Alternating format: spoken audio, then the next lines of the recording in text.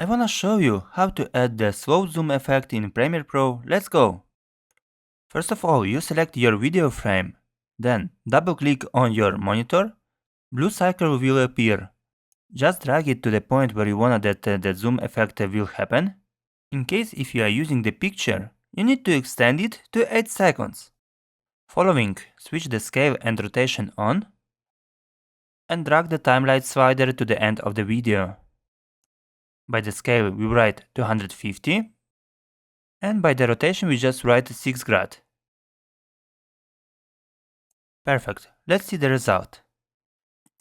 But in case if you want to create a slow zoom mode, instead delete the rotation keyframes.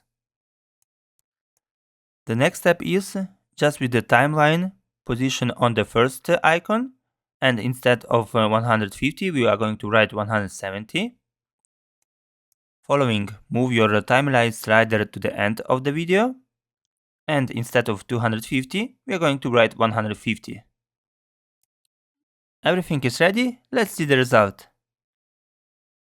Guys, help to grow this channel, put your like and subscribe.